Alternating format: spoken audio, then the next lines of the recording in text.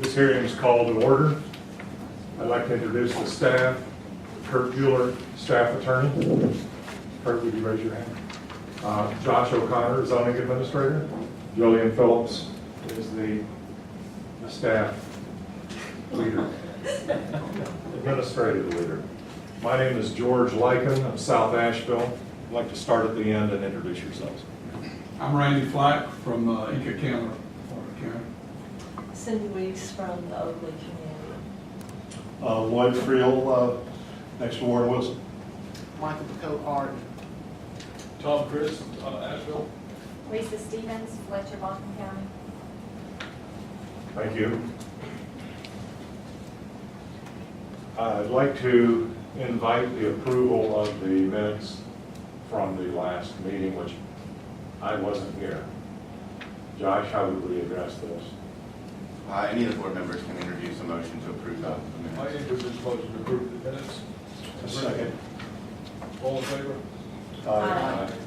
Who seconded that motion? Thank you.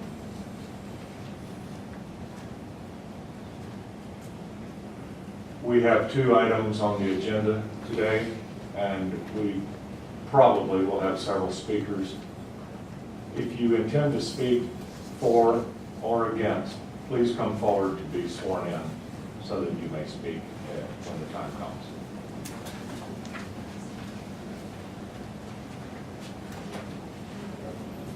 This is for anybody that wishes to speak about any of the cases in front of the board today at all. Any speaking whatsoever, hand on Bible. Do you swear to tell the truth, the whole truth, and nothing but the truth, so help you God?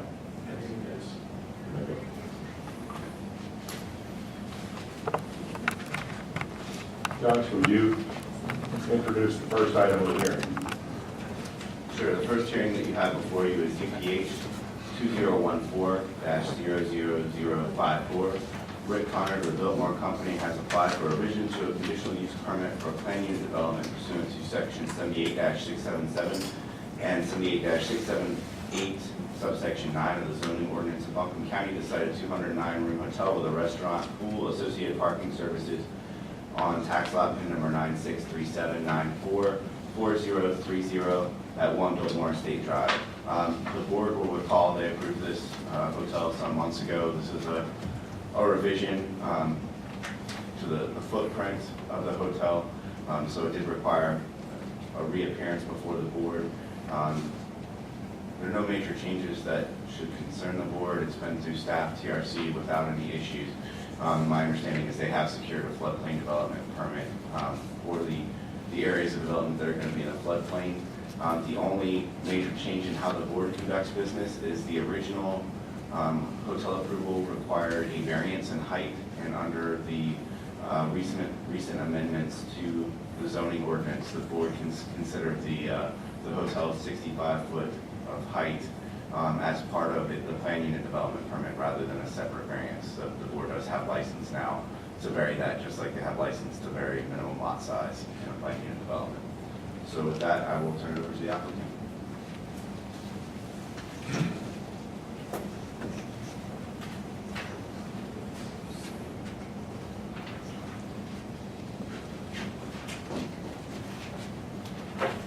Well, good afternoon. My name is Rick Connor. I'm Vice President of Traction Operations Support with the Biltmore Company, and we do appreciate your time today. You're serving our community here. So I want to go ahead and introduce our project team as we have them here from Biltmore. First of all, we have Chuck Pickering, who is the President of the Ag and Governmental Affairs for Biltmore. We have Mr. Tom Ruff from our President of the Traction Division of Biltmore Company. We have Ryan Cecil, who is our Project Manager. We also have Patsy Bryson, who is our attorney, along with our architect with PGAV, Emily Pelcat, and Brandon Lamonier, who is an EXP or engineer for the project.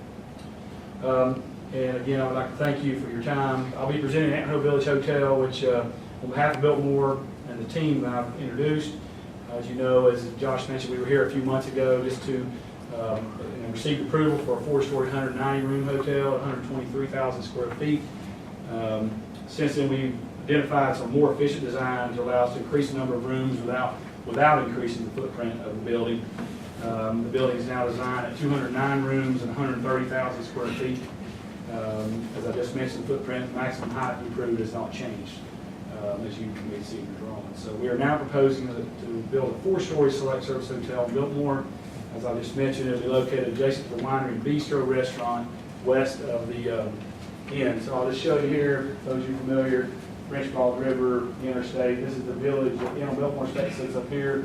This part of our property, the winery and new village is here. This will sit right here where the red number 28 is at 130,000 square feet. So it will still be below the clock tower of the winery too, if you're familiar with that area of the state. As we've seen, our current hotel sustain positive occupancy revenues. We believe it's our time for us to build our second hotel property in Biltmore. Buildings designed to fit in the existing architecture of the estate, along with the winery and buildings that exist around the area. The materials coordinate with what you see across the entire estate of the property. And our parking lots will expand to accommodate the new hotel, including guests and employees. That's what I have to present at this time. And if that's it, I guess I'll turn it to you.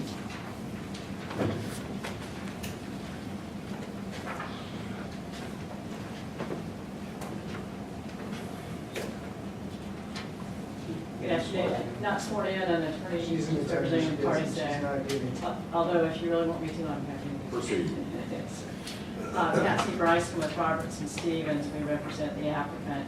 And all I'm going to do is to offer into evidence our exhibits.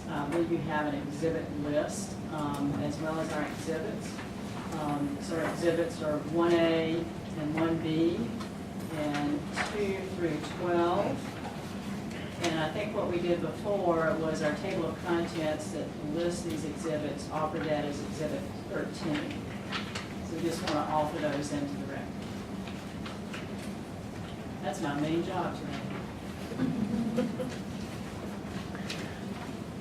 Is there any other speakers to present evidence of testimony and support? No, sir.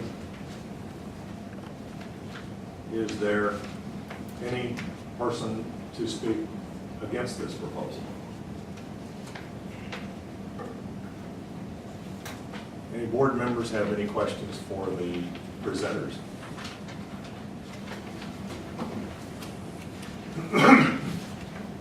Well, Mr. Chairman, if you don't mind, Josh brought up the height variance. That hasn't changed, though. You're not going to, that hasn't changed. You're not going to go higher or. Correct. That's what I'm saying. It will remain the same.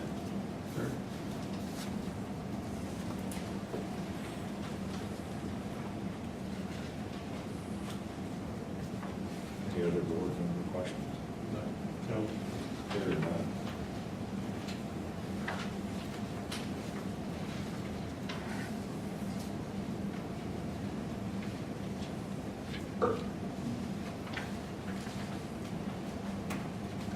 So,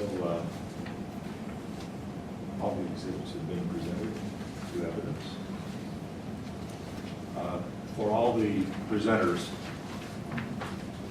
what you have brought up to us today is, to this point, as far as you can know, is true and verified for presentation to this board. Yes, sir. I'll close the public phase of the hearing, and no more evidence can be submitted, pro or con.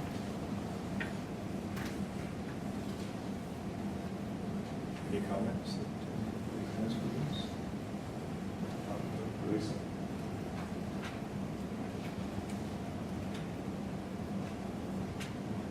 I would support the motion. Mr. Chair, based upon the evidence presented to this board, including the following exhibits, the petitioner's application, the submitted development plan, the GIS maps, the finding of facts, worksheets 1 through 6 and 7A inclusive, I move this board adopt the following findings of fact. 1 through 6 and 7A. Just to make sure we're at, Mr. Rice, were the exhibits, were they already submitted to staff? You already have them? Yes. Okay. So, I have another copy if you need. no, we're good. We're good. I just wanted to make sure that they were, that we had a copy. Okay. Good. Do I hear a second? Second. Okay, it's made and seconded. All in favor? Aye. All opposed? Motion carries. Kim, would you?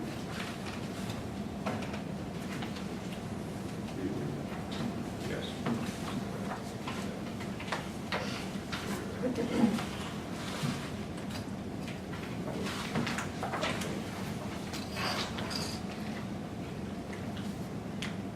Based upon the following findings of action for the reasons set forth therein, I move that the requested condition permit be approved. I'll second it. Second. Motion made and seconded. All in favor? Aye. Aye. Opposed? Carries. Thank you. Thank you very much.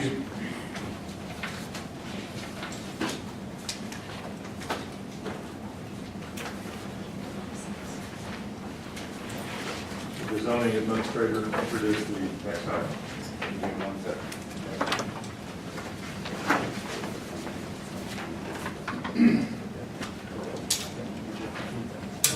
Yes, if you don't mind.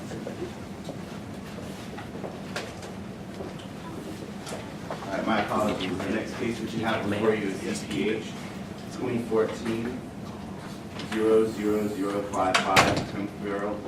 AIA has applied on behalf of Buncombe County Board of Education for a conditional use permit for a planned unit development pursuant to 78-677 and 78-678, subsection 9 of the zoning ordinance of Buncombe County to site a new intermediate school on tax lot pins 9617821692, which is addressed 1245 Sandville Road, and 9617724466, which is 125 Jacob Homeway. And this has also undergone a staff level CRC, and work is underway if it's not already been secured for a floodplain development permit as well on this property.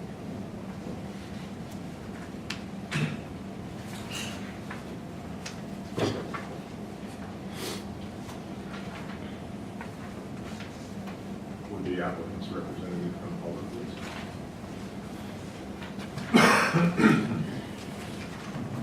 Good afternoon. I'm Tim Fearley, Facilities Director for Buncombe County Schools. Thank you for considering our school project here for the Enka district.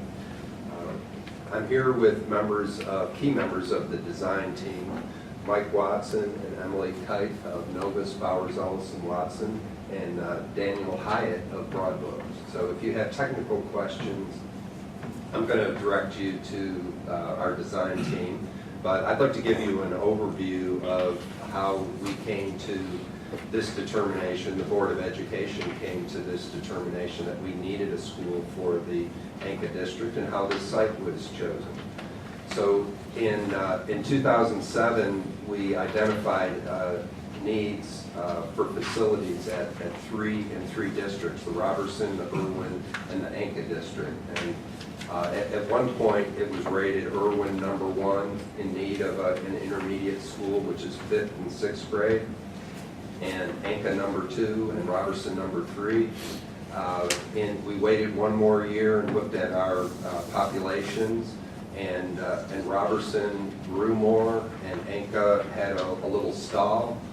And so we built between 2008 and 2012 two intermediate schools in the Robertson and Irwin districts.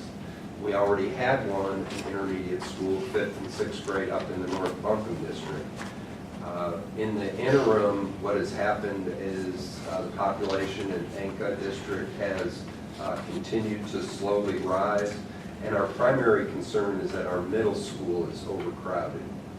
If you were to go in the school, you would see narrow halls, 1950s building. We have enough classrooms, but our core facilities are woefully lacking there. So we start lunch about 10 o'clock and end about 1:30. Our gymnasium, we don't have enough phys ed facilities. By building an intermediate school, this will relieve overcrowding and future projected overcrowding as well at all our elementary schools in the district, because we'll be taking a 5th grade out of those elementaries, and we'll take the 6th grade out of the middle school. So with one facility, we can solve issues now and in the future at numerous schools in that district. The other kind of key reason why the intermediate school makes sense is that sixth graders are more elementary-like. They don't compete in interscholastic athletics.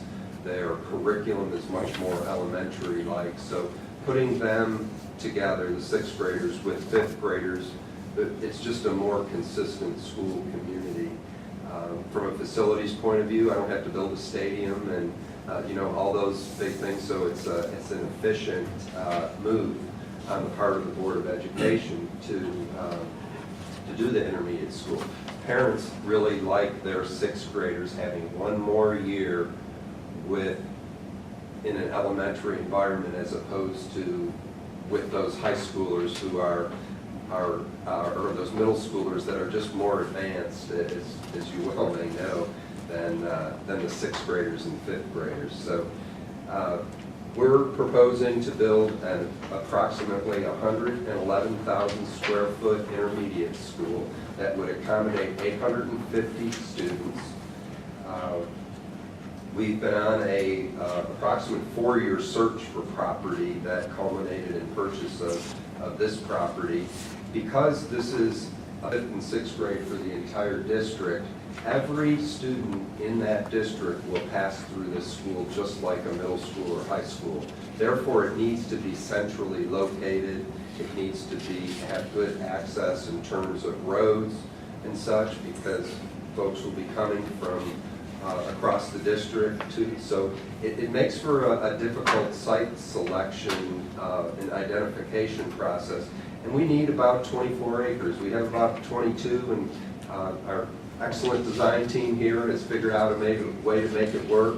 Relatively flat site because we need playing fields, and there's ADA accessibility issues. So we're very fortunate to identify this site and be able to procure it for the purpose of this school.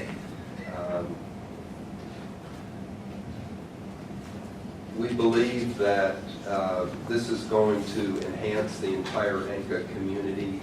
The community is behind this project. It's in the Enka Center, but the actual site, while it's part of the old American Enka property where the school is proposed to be built, was never a developed property. From the environmental studies that were done and the searches, this was farmland, grazing land, and then it grew up with timber and was logged, and the site was used as a borrow site. Other than that, there were no other uses on this site that have been identified over time. So I hope that gives you an overview of the need and the request before you, and appreciate your consideration and support of Buncombe County Public Schools in the Enka District.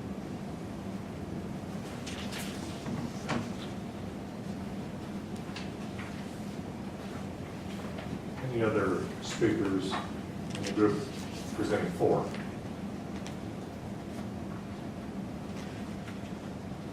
Any speakers against the proposal?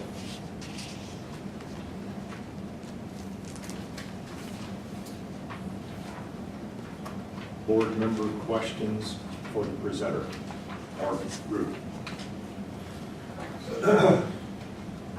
Are there going to be 2 entrances on the Stanford School into the campus?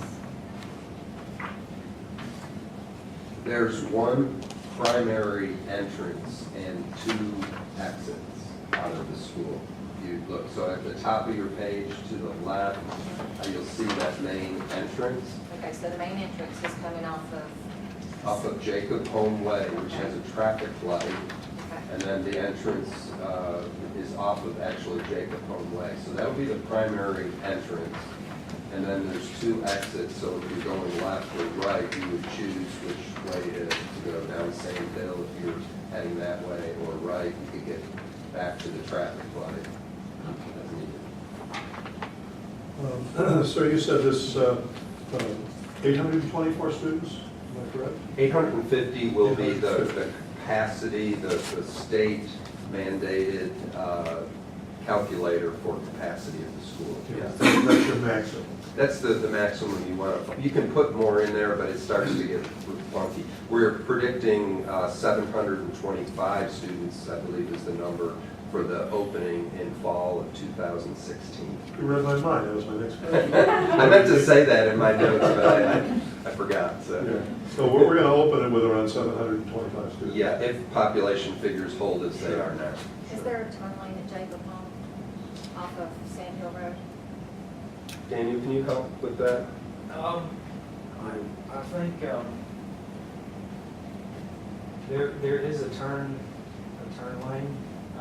It's not a well-marked turn lane, but there is an area for a vehicle to turn west off of Jacob Home on the Sand Hill, and room for a vehicle to turn east off of Jacob Home. What about turning into Jacob Home? That's my question. Oh, turning in? Yeah, there's 2 lanes there. It's a 2-lane entrance there. Right. And all of that's part of the MSTA review, which is ongoing at the moment. And the traffic analysis that was prepared did have certain recommendations associated with that. All of the intersections, as a matter of fact, but how MSTA and the DOT ultimately respond to that and what requirements they make are unknown. I have a son that commutes, and I know how bad the traffic is. So, and this is already such a jammed intersection here at Sardis and Sand Hill Road that it's going to create a problem. So I'm just, I'm glad you're bringing it in down here, but here would be impossible to get in and out of that school. So but you're having a traffic study now. We've actually had 2 done. One based on the original master plan and one's on our finished site development plans.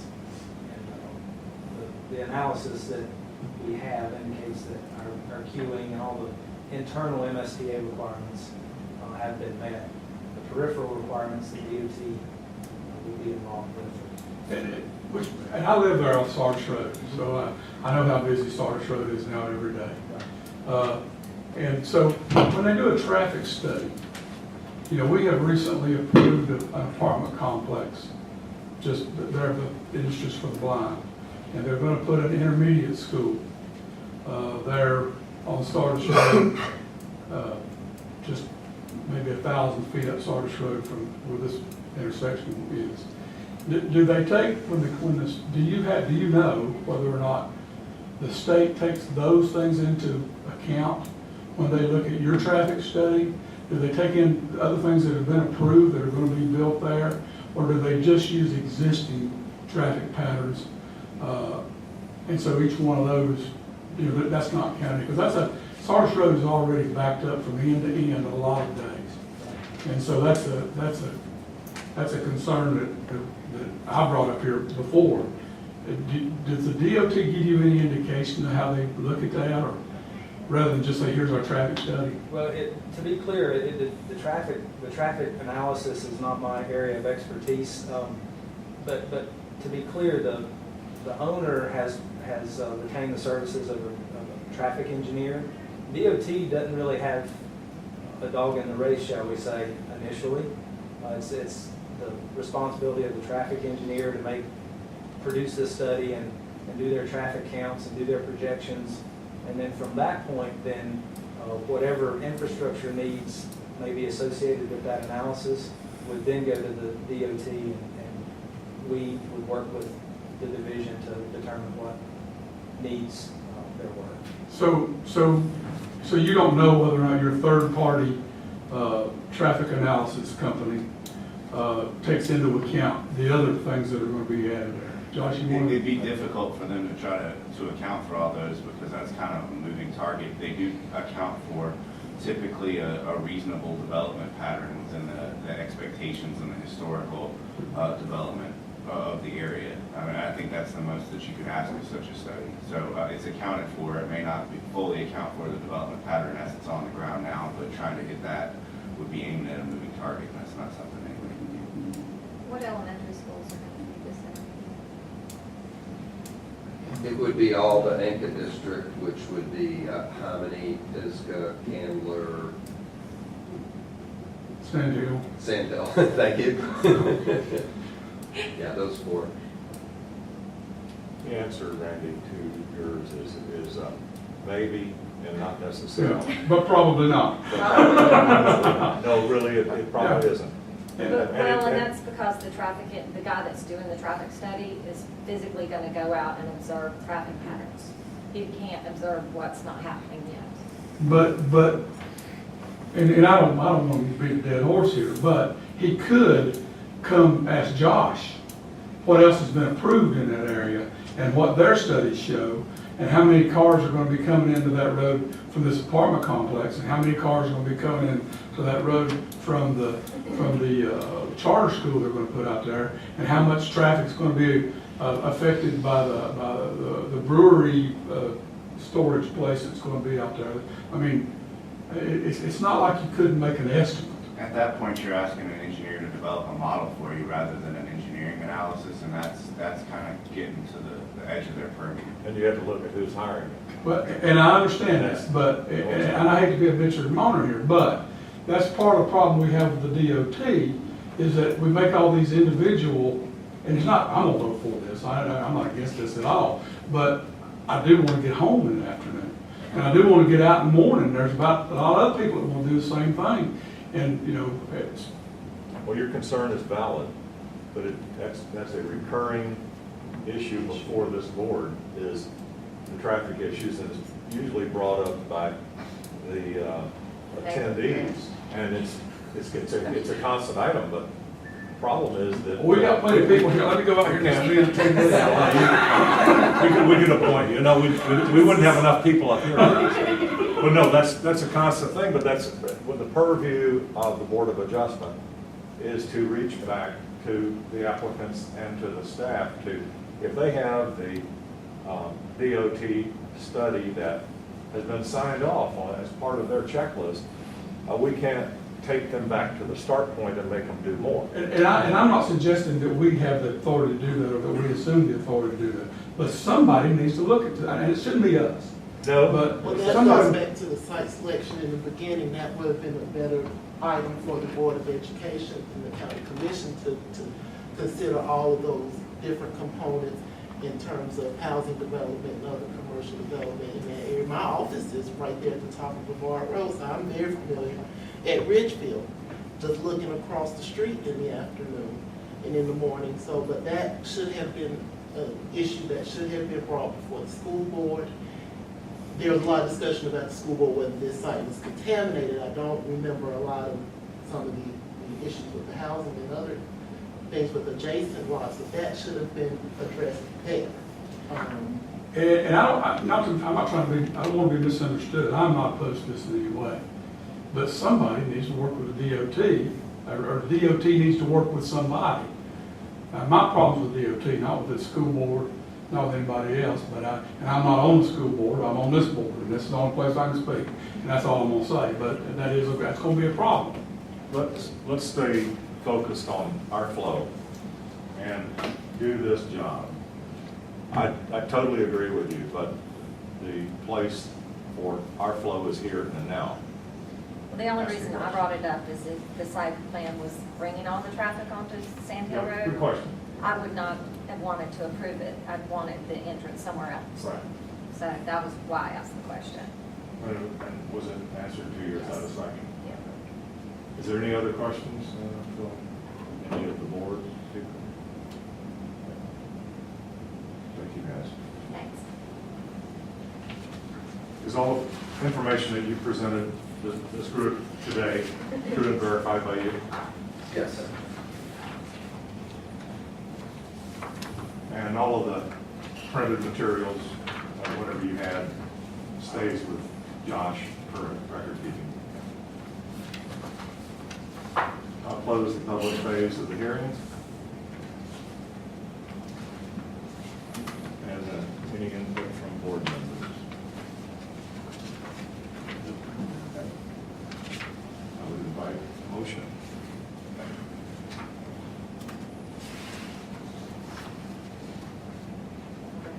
Mr. Chair, based upon the evidence presented to this board, including the following exhibits, the petitioner's application, the submitted development plans, the GIS maps, the finding of facts worksheet, I move that the board adopt the following findings of facts, items 1 through